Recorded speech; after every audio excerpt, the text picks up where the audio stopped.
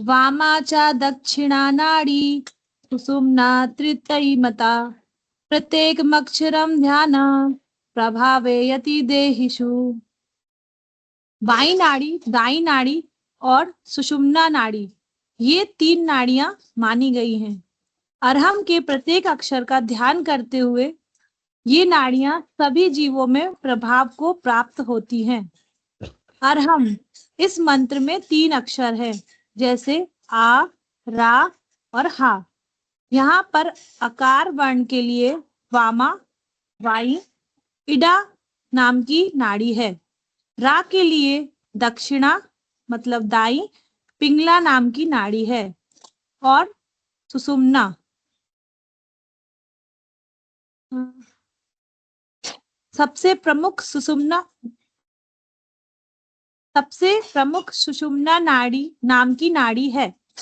इस प्रकार 3 नाड़ियां हैं। यह नाड़ी सुषुम्ना नाड़ी तो ईडा व पिंगला नाड़ियों के मध्य में स्थित है। अन्य नाड़ियां सुषुम्ना नाड़ी के आश्रय में रहती हैं।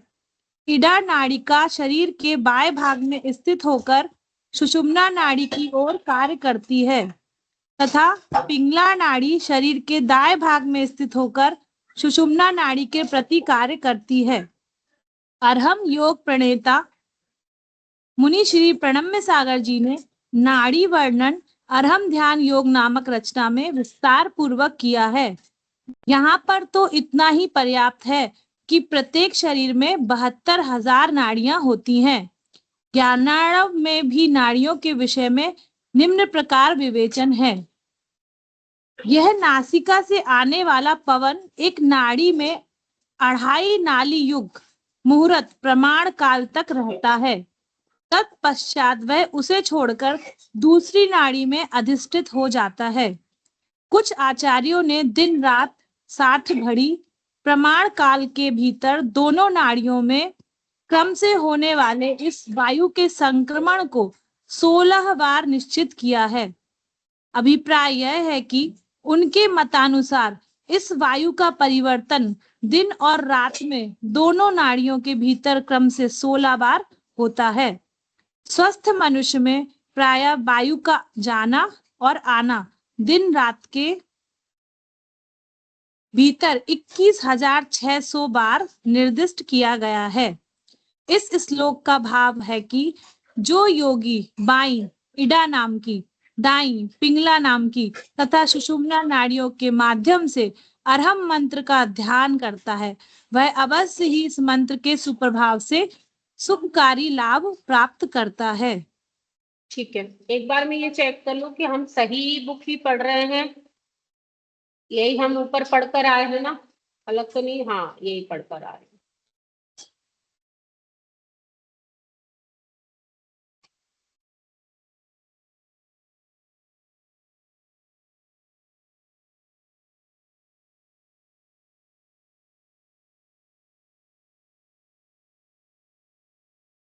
अब यहाँ पे ईड़ा, पिंगला और सुषुम्ना नाड़ी 3 नाड़ियों के बारे में बताया है। सभी लोग ये चीजें जानते हैं या इसमें कुछ समझाने की जरूरत है? क्योंकि ये हमने सबने दीदी के साथ पढ़ा हुआ है और बहुत सिंपल, इसमें मतलब वो नहीं है कि श्लोक का भाव निकाले। जो हमने अभी तक पढ़ा है, ईड़ा पिंगड़ा, दाया स्वर वाया स्वर और दोनों स्वरों का जो सामान्य होता है सुषुम्ना नाड़ी। तो इसमें ये चीज भी है कि दिन रात जो 60 घड़ी होते हैं उसमें किस प्रकार कितनी नाड़ियां चलती है। दिन भर के लिए उन्होंने 21,600 बार बोला है कि इतनी बार हमारी श्वास जो है निकलती है, मतलब हम श्वासोच्छ्वास श्वास लेते हैं और छोड़ते हैं। इस तरह से इसमें किसका वर्णन करा है कि अरहम का 3 नाड़ियों में प्रयोग। अब यहाँ पे एक चीज देखेंगे कि ये तो मतलब अरहम को इसमें क्यों जोड़ा, मेन चीज है। ये तो ईड़ा स्वर विज्ञान के हिसाब से भी है, ईड़ा पिघला नालिका चलता, आना पाना सती, सांस आना सांस छोड़ना या अनुलोम विलोम कुछ भी हो सकता है। अब इसको अरहम में नाड़ी का प्रयोग से तात्पर्य ये है कि जो हम श्वास ले रहे हैं और हम जो श्वास छोड़ रहे हैं उसको हम अरहम मंत्रों के साथ करें। ठीक है, जैसा हमको कायोत्सर्ग में बताया है, जैसा हमको ऐश्वर्य प्राणायाम में बताया था, तो उस तरह से हमको क्या करना है कि जब अपनी श्वास ले रहे हैं तो हमको ओम अरम नमा के साथ लेना है, छोड़ना ओम अरम नमा के साथ लेते हैं। तो इस तरह से हम, या आपको ओम अरम करना है, जैसा आपको लगता है। और इसके लिए जरूरी नहीं है कि आप फ्री हो, निश्चित होकर बैठो तभी करो, है ना। उसके लिए आप ये है कि काम करते करते आपके दिमाग में बस फोकस, रोटी बनाते बनाते श्वास तो आप ले ही रहे हैं, है ना, श्वास तो आप ले ही रहे हैं, बस आपको श्वासों पे मंत्रों का ध्यान रखना है कि मंत्रों के साथ हम श्वास ले रहे हैं, छोड़ रहे हैं। देखिए, जब हम रोटी बना रहे हैं तो हमारी रोटी एकदम ही गोल बन रही है ना, आड़ी तिरछी नहीं हो रही, क्योंकि अब हमारी उसमें प्रैक्टिस हो गई, क्योंकि हम ध्यान रखते हैं उसको कैसी लोई बनाना है, कैसा आटा लगाना है, कैसे क्या करना है। वैसे ही हमको 8-15 दिन सिर्फ प्रैक्टिस करना है, फिर हम सहज हो जाएंगे, हम अपनी सांसों पे सहज हो जाएंगे और सहजता से हमारी सांसें चलने लगेंगी। और इसके लिए 3 चीजें हमको करना है। एक चीज हमको सबसे पहले जो करना है, जो हमने पहले पढ़ा था, मौन रहना शुरू करना है। शायद आप लोगों ने नहीं पढ़ा, अभी जब मैं फर्स्ट ईयर को पढ़ा रही थी ना, उस समय वो आया विषय कि जो हम योगी लोग हैं, खासकर आप लोग, अब आप लोगों को अब ये नियम लेना है कि हमको ज्यादातर मौन रहना है। जहां देख रहे हैं गप हो रही है, जहां जैसे अभी मयूरी दीदी बता रही थी कि जाऊंगी, पेरेंट्स मिलेंगे, बात होगी, तो एक नॉर्मल हाय हेलो करना वो ठीक है।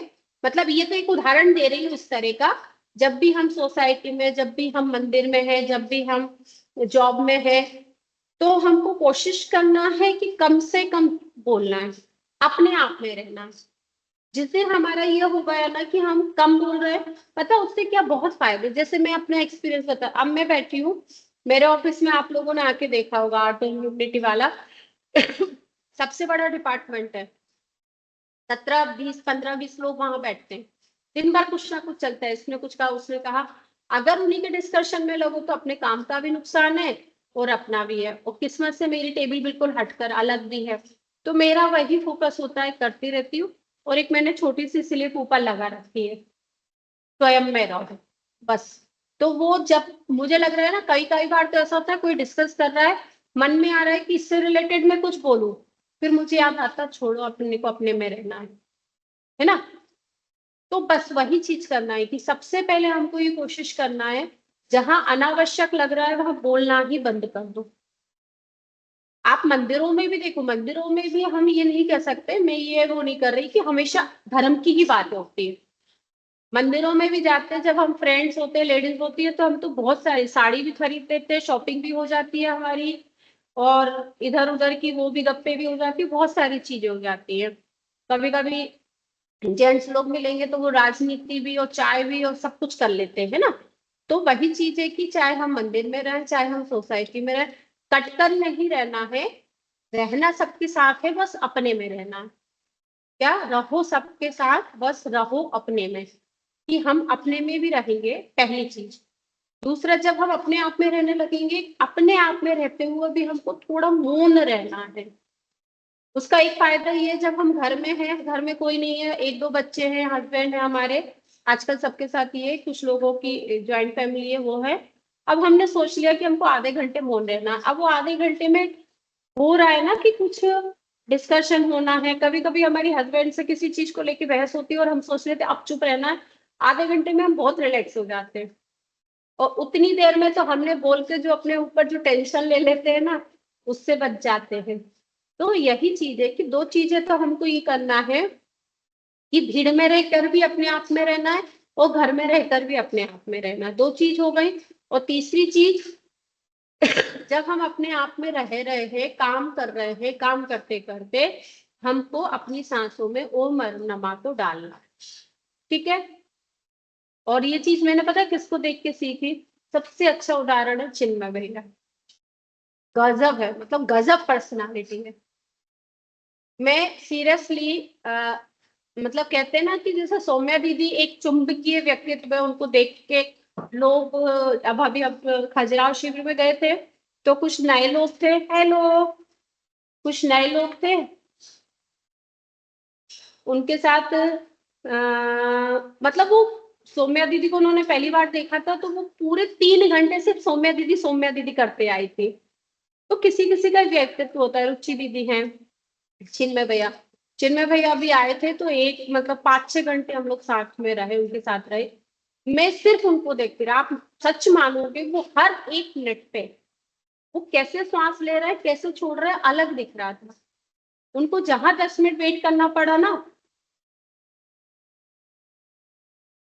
पूरा एक एक उनका मतलब हर सेकंड वो अपनी सांस गिन रहे थे, सांस को मंत्र रहे।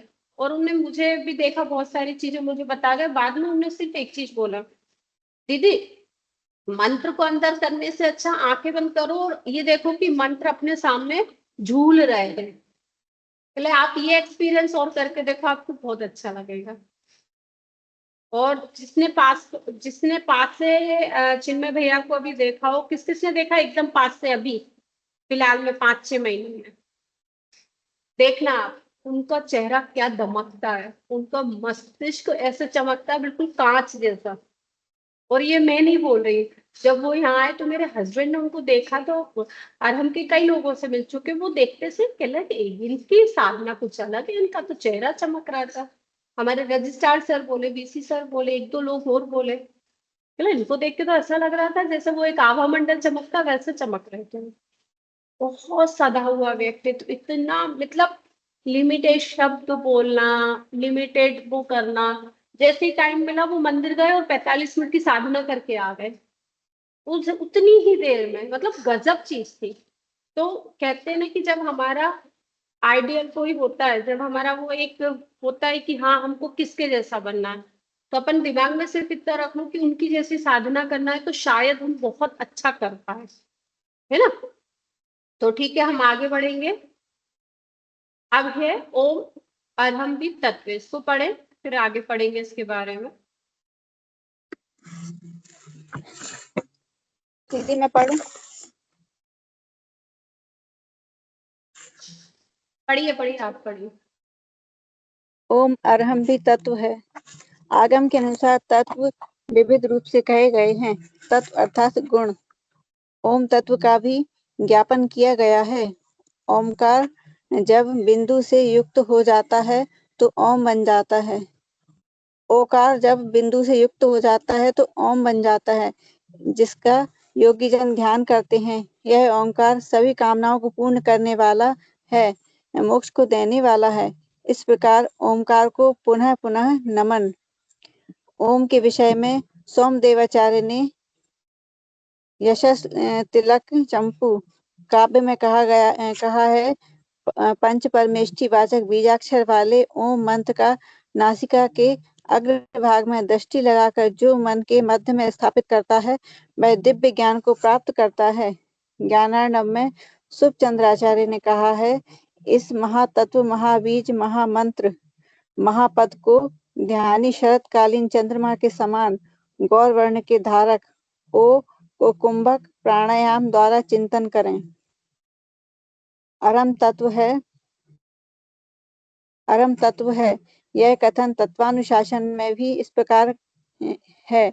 आदि मध्य और अंत में अ र ह अक्षरों से जो वांग्मय वर्णमाला से प्राप्त होकर रहता है, वह अरहम तत्वों का वाचक अरहम पद है, जो हृदय में ऊंची उठती हुई ज्योति के रूप में कहा जाता है। अन्यत्र अरहम तत्व को सद्बीज कहा गया है। अरहम यह अक्षर तत्व ब्रह्म तत्व है तथा परमेष्ठी का वाचक है। यह सिद्ध चक्र का बीज अक्षर है। श्री जिनसनाचार्य ने अरहम तत्व को परम बीज रूप कहा है। अकार जिनके आदि में है, हकार जिसके अंत में है तथा रकार मध्य में है, किंतु और अंत में बिंदु है। इस अरहम नामक परम बीजाक्षर का ध्यान करते हुए मुक्ति की इच्छा रखने वाले योगी कभी भी दुख नहीं उठाता। हाँ, तो इसमें क्या है, बस अरहम भी तत्व है। अब तत्व से उन्होंने क्या बोला है कि ओम अरहम भी तत्व है, मतलब जैसे पंच परमेष्ठी के मंत्र विशेष है, अस्या उषा विशेष है, वैसे ही ओम अरहम भी एक विशेष मंत्र है, वो भी एक साधना है। तो उसके बारे में जब बता रहे हैं कि तत्व का अर्थ यहाँ पे गुण लिया है। आगम के अनुसार तत्व विविध रूप से कहे गए हैं। कल हमने इस पर डिस्कस किया था ना कि तत्व से क्या अर्थ है, तो हम वहां पर इसके समाधान पे नहीं पहुंच पाए थे, लेकिन इसका समाधान यहाँ पे मिल गया हमें कि तत्व अर्थात गुण बताया है कि ओम अरहम जो शब्द है ये बीजाक्षर है, मंत्रों से सहित है और साथ में यह एक प्रकार का गुण भी है। कैसा गुण है कि इसमें ओंकार जब मतलब जो ओम है उसको भी जब ध्यान ज्ञानी लोग ध्यान करते हैं तो वो मोक्ष को देने वाला है। ओम से मतलब शक्ति है ना, तो वो मोक्ष को देने वाला है और ओंकार को सभी लोगों ने माना है, सभी लोग उसको मानते भी हैं, उसकी साधना भी करते हैं। अब यहाँ पे उन्होंने कहा है मुनिश्री ने कि सोमदेव आचार्य जो हैं उन्होंने यश तिलक चंपू काव्य में ओम को पंच परमेष्टि का बीजाक्षर वाले ओम मंत्र का नासिका के अग्रभाग में दृष्टि लगाकर ध्यान करने के लिए कहा है। और उस ध्यान को क्या बोला है? दिव्य ज्ञान। मतलब उस ध्यान का नाम उन्होंने दिव्य ज्ञान बताया है। और ज्ञानार्णव है उसमें शुभ चंद्राचार्य है, उन्होंने ओम के बारे में कहा है कि ओम महातत्व भी है, महाबीज भी है, महामंत्र भी है और महापद रूप होने से यह हमको क्या देता है? शीतलता प्रदान करता है। क्यों करता है? क्योंकि ये चंद्रमा के समान भी हमको शीतलता देने वाला है। इस तरह से ओम के बारे में वर्णन किया गया। अब अरहम को क्या बोला उन्होंने? अरहम कैसा तत्व है? तत्व अर्थात गुण। कैसा गुण है? तत्वानुशासन में ऐसा कहा गया है कि आदि मध्य और अंत में जो अक्षर है वह उसमें सारी वांग्मय मतलब अ से लेकर अह तक सारी वर्णमाला है, ये हमने कल भी पढ़ा था। और जो अरहंतों का वाचक अरहम पद है वह क्या है? जैसे हमारे हृदय में एक होता है ना कि हम उत्कृष्टता को प्राप्त होते, उत्कृष्ट भावों को प्राप्त होते। इसमें बताया कि ऊंची उठती हुई ज्योति के रूप में कहा गया है। तो ऊंची उठती ज्योति से तात्पर्य है कि उत्कृष्टता को प्राप्त होते, विशुद्धता को प्राप्त होते, है ना। ऐसा नहीं कि कोई ज्योति निकल रही है हम उसको देख रहे हैं, नहीं। हमारे हृदय में हमको दिव्य ज्योति, शांति, सजगता, सहजता, सरलता, विशुद्धि, आध्यात्मिकता, इन सब गुणों का आभास हमको अपने उसमें होता है। और भी उन्होंने क्या बोला? अरहम जो तत्व है वो सद्बीज है, मतलब एक अच्छे बीज के रूप में कहा गया है। और ये कौन सा बीज है? ब्रह्म तत्व। अरहम ये अक्षर जो है ब्रह्म तत्व है और ये पंच परमेष्टि का भी वाचक है। ये सिद्ध चक्र का भी बीज अक्षर है। मतलब इस मंत्र के लिए उन्होंने हर तरह से सिद्धि मंत्र बताया है। साथ में जो जिनसेन आचार्य है उन्होंने भी अरहम को परम बीज रूप कहा है।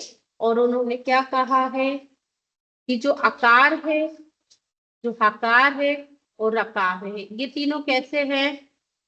बीज अक्षर का ध्यान करते हैं और मुक्ति की इच्छा करने वाले योगी कभी भी दुख नहीं उठाता। उनका कहना यह है कि इस मंत्र का जो ध्यान करता है, दुख नहीं उठाना मतलब संसारिक दुख की बात नहीं है, वह शीघ्र ही मुक्ति लक्ष्मी को प्राप्त कर लेता है। वह जो बार बार के जन्म मरण के, जो संसार के जन्म मरण के चक्कर है, वह उन दुखों को बार बार नहीं उठाता है। समझ आ गई? जब भी इस तरह के श्लोक आए तो हम अपने दिमाग में अभी ये कॉन्सेप्ट रख लें कि हम जब भी हमारे दुखों की बात है तो संसारिक दुखों की बात नहीं है, जो आत्मा के दुख है कि उसको बार बार शरीर धारण करके बार बार गुण और स्वरूप में आना पड़ रहा है, उनके दुखों के नाश की बात है।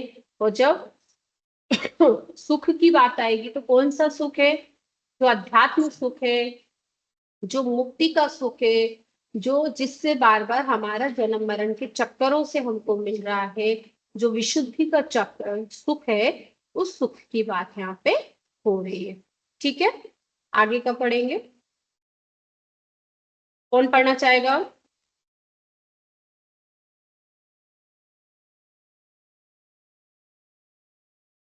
पढ़िए जल्दी से, 8 मिनट और हैं, जल्दी से कर लें इसको।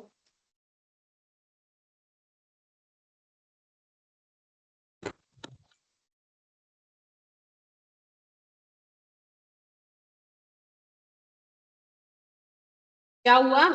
कोई पढ़ने तैयार नहीं है क्या? अहम जी से मैम। अरहम। हाँ पढ़िए, पढ़िए प्रियंका।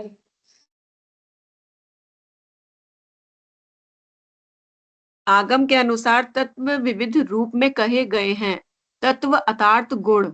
ओम तत्व का भी ज्ञापन किया नहीं गया नहीं, है। यहाँ से नहीं, अहम से अरहम, ये वाला। अच्छा मैम थोड़ा, अच्छा ये वाला अहम से अरहम तक। हाँ। मनो मनोवाक्य मनोवाक्य संसारे यो अहम बुद्धया प्रवर्तते, अहम ध्यात्वा लयम कृत्वा सोहंकार भवेद अर्हम। अच्छा एक बार ऊपर का, 1 मिनट, ऊपर का सूत्र और एक बार पढ़ लें। दो बार पढ़ा देती हूँ, फिर इनको लर्न करेंगे। वामा च दक्षिणा नाड़ी सुषुम्ना त्रितयीमता,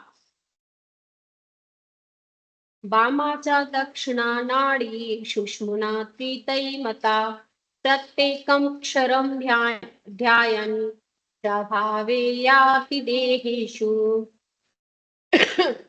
वामा च दक्षिणा नाड़ी सुषुम्ना त्रितयीमता, प्रत्येकं क्षरं ध्यायन् प्रभावे याति देहेषु। ठीक है, इसके बाद हम इसको पढ़ेंगे। मनोवाक्य काये संसारे योऽयं बुद्धया प्रवर्तते, मनोवाक्य काये संसारे योऽयं बुद्धया प्रवर्तते, अहं ध्यात्वा लयं कृत्वा सोऽहंकार भवेद्धरम्। मनोवाक्काये संसारे यो अहं बुद्धया प्रवर्तते, अहं ध्यात्वा लयं त्यक्त्वा सोऽहंकार भवेद्धरम्। ठीक है। अनित्य और अत्राण वृत्ति वाले सभी जीवों में नित्य ही अहंकार के कारण प्रत्येक प्राणी दुख को प्राप्त होता है। इसलिए निश्चय से अहम वृत्ति छोड़ने योग्य है, अर्थात अहंकार छोड़ने योग्य है। इस विषय में रामसेनाचार्य ने कहा है कि कर्मों के द्वारा की गई जो पर्याय है वह निश्चय न से आत्मा से भिन्न है। उसमें आत्मा का मिथ्या आरोप है, उसका नाम अहंकार है। जैसे मैं राजा हूँ, मैं बलवान हूँ, मैं धनी हूँ आदि। अहंकार मियां रूपी होता है, अतः त्याज्य है। मन वचन काय रूपी संसार में जो अहम बुद्धि से या अहंकार से परिवर्तित होता है, अहंकार का ध्यान करके तथा अहंकार का विनाश करके वह स्वयं अरहम बन जाता है। मन वचन और शरीर रूपी जगत में जो जीव या योगी अहम बुद्धि से अहंकार युक्त हो जाने से प्रवृत्ति करता है, इस मंत्र का ध्यान करके अहंकार दोष को विनाश करके वह योगी परमात्मा रूप हो जाएगा। इस विषय में तत्वानुशासन में कहा गया है, अपने आदि मध्य और अंत में अरहम के अ र ह वर्णों के द्वारा जो वाणी या वर्णमाला में व्याप्त होकर रहता है वह अरिहंतों का वाचक अरहम पद है, जो कि हृदय में ऊपर उठती हुई ज्योति के रूप में नाम ध्येय है। अर्थात आदि मध्य और अंत में जो देवाणी की वर्णमाला में व्याप्त है वह अरहम मंत्र शब्द यानी कि अरिहंतो भगवान अरिहंत का वाचक कहने वाला है। यह अरहम मंत्र हृदय में ज्योति रूप है। ठीक है, अब इसको भी हमको डिटेल ज्यादा नहीं करना, ऊपर हमने कर रखा है वही चीज है। तो आज हमने 2 चीजें पढ़ ली हैं। एक हमने अरहम मंत्र का देख लिया है ना, कि अरहम तत्व भी है, अहम से अरहम, ये 2 चीजें आज हमने, 3, एक श्लोक हमारा 3 नाड़ी वाला हो गया, एक अरहम भी तत्व है इसका पढ़ा हमने, और एक अहम से अरहम के लिए 3 श्लोक हमने पढ़े। ये हमारा इतना हो गया। अब हमारी दूसरी यूनिट शुरू होगी, दूसरी यूनिट में जो 5 चरण वगैरह हैं, दूसरी यूनिट का, ये हम कुछ नहीं करेंगे, है ना। अरहंत परमेश्वरी आप लोग देख लो आपको रीड करना है या नहीं, क्योंकि ये सब वही है ARHM जो हम पहले कर चुके हैं। मेरा ये है कि हम पहले पीछे की यूनिट्स को कर लें, और अगर हमारे पास बाद में समय रहा तब हम इसको देखेंगे, क्योंकि इसमें क्या है पूरा जो हम जो पंच केंद्र ध्यान वगैरह हम जो करते हुए आए, ज्ञान मुद्रा वगैरह, ये सब वही चीजें हैं।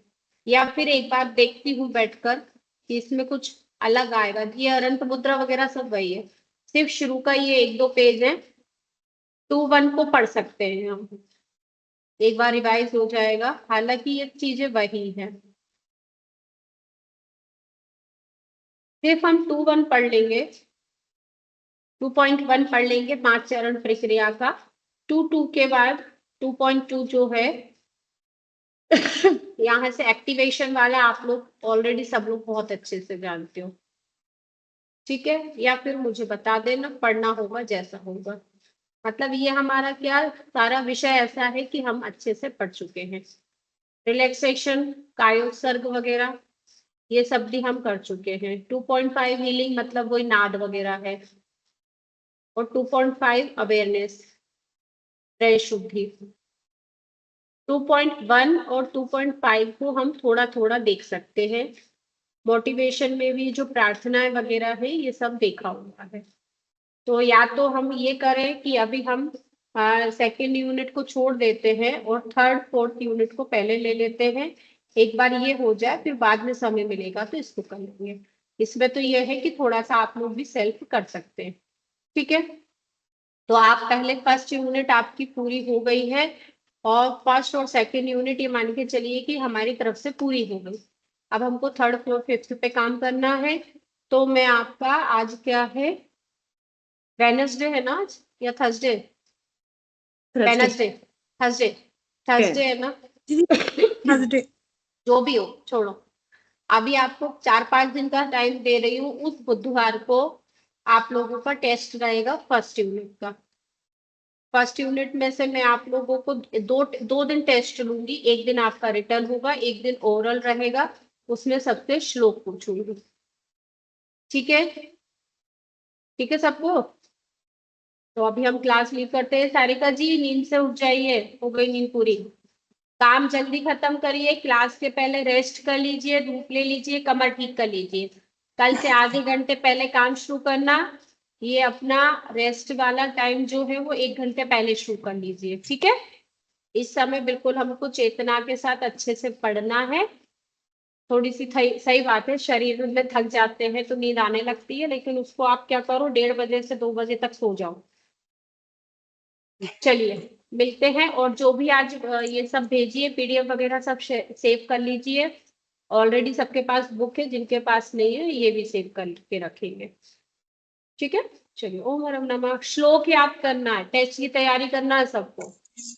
हाँ, ओम हरम नमः। ओम नमः।